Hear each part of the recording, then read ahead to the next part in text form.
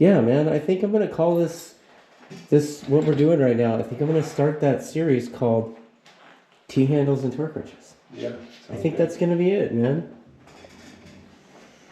Yeah. Look, we got a torque wrench right there. We got a T-handle right there. Boom. It's like. Or you can say, boom, there it is. Exactly. T-handles and torque wrenches. What is this stuff called? Yamaha. Yamaha. Yeah, we use a 6B. 6B Yamaha. Oh, is this sort of like a gasket almost? Yeah, it's a liquid gasket. Kinda? That's what you use on the cases to seal them up. Okay.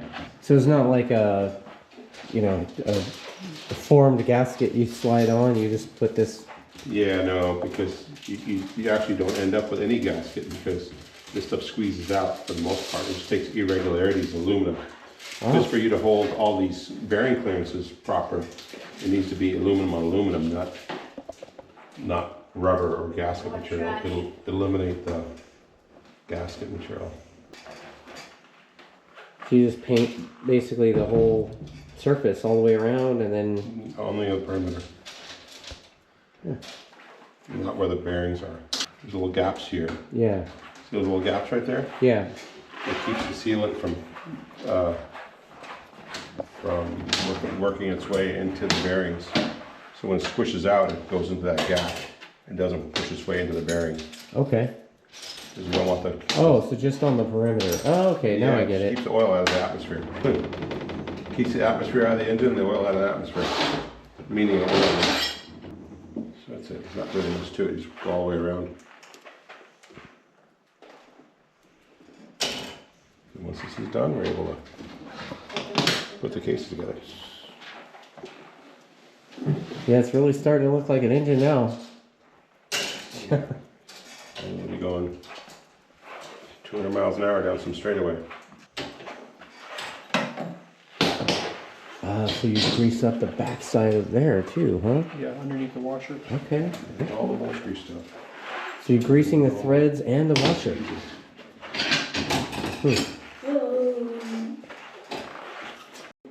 Oh, interesting.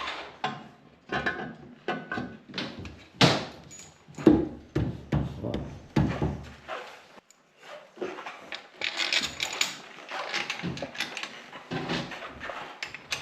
Pipe organ.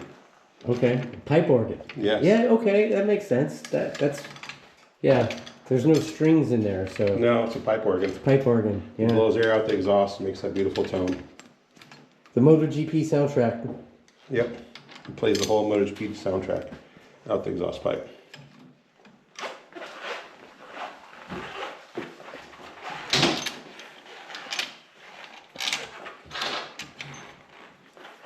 So the key here too is to get all these screws in there and snugged up before the silicone dries on the cases.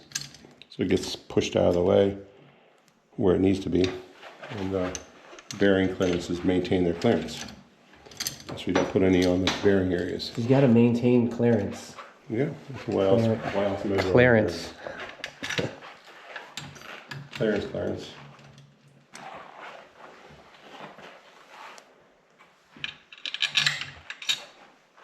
Legos. That goes for adults. Bag 11.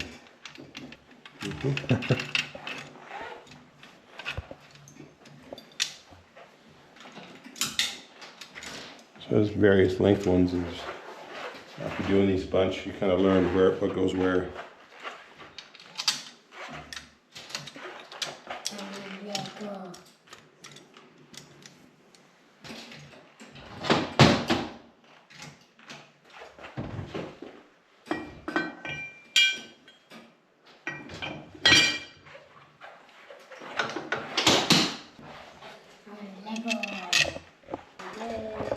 So what happens if you put one of these things together and you have leftover bolts?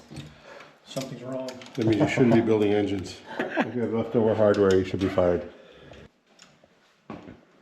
I figured you would say it would be like a way to prank the new guy or whatever.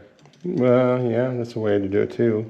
I've heard Like, of that. hey man, what, yeah. Yeah, you leave an extra screw out Yes. on his little supply of screws, and you go, oh, forget something?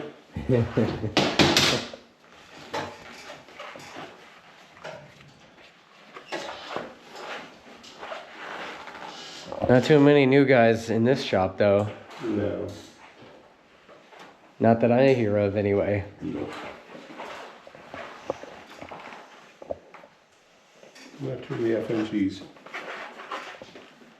Well, there have been some FNGs, but they're outside, right? They're not in here. Actually, you know, in the past, when we had a couple full-time engine builders, the low-end guy would kind of start in the engine room.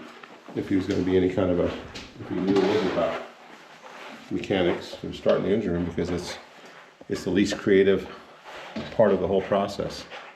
It's pretty much measurements and procedure. So if they can follow measurements procedure, then that's good. And then later on, they can maneuver up to something a little bit more. Otherwise, they can't build an engine properly by measurements and procedures. They have no business working on chassis. Right, okay. That makes sense. These chassis, it could be, there's a lot of variables in chassis, and if you don't pay attention, hold on. I'm just getting them started. Yeah, okay. Okay. Just for you then. Okay. So, It is so cool. It is so cool to look at this piece. 3/4 drive to 200. Mark it. Okay. Like that counterbalance brace thing looks so trick. I mean, the machine lines in it. Look at this thing. What's all this stuff? Size 11. Oh, Super cool. 200 Newtonians. Deci Newtons. Deci Newtons. I was gonna say that torque wrench looks awfully small at 200 Newtons. No, it's not 200, it's Deci Newtons. Again, that's a pre-torque. You're just basically setting the cases and setting and there's a sequence to this, which I'm following right now. Again, with a factory sequence. Okay, this is the 200 just to set it. Okay. And then what the factory recommends is go 150 and then 90 degrees rotation after that. But since I'm always paranoid about the silicone drying and not getting accurate fitment of the cases, I torque everything and then come back and do the main torque one more time.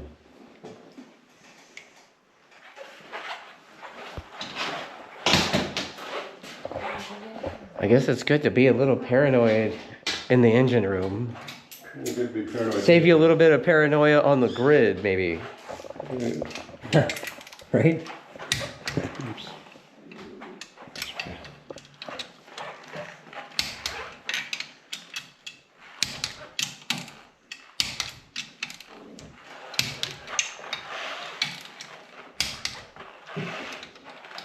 This one. Put that one down.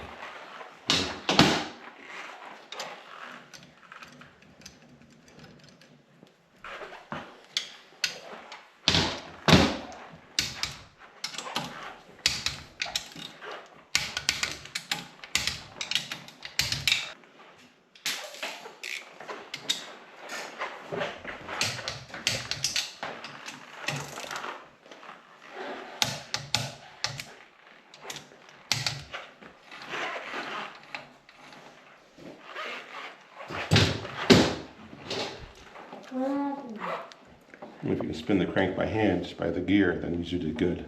Yeah? So apparently you did good then? Yeah, I mean, that's a good. What is your drink? Spin the crank by hand. Yeah, this- Okay. Oh, wow. That's neat. yeah. 100? 100. So then you go 100 on those ones? Yeah. Same kind of deal, pre-torque still? No, these go straight in. Oh, this is the, okay. Brand new crank, brand new oil pump. Yeah. All right. So how long before this bullet ends up on the dyno?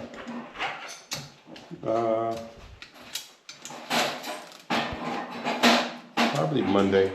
Really? Okay. Yeah, because we could do it tomorrow, but I mean, heck, for that matter, we could do it today. But we have a bike to prep for the LA car show. Oh yeah. Yeah, so they got to take one of our bikes over there, like car show. So we got, we'll spend part of tomorrow doing that.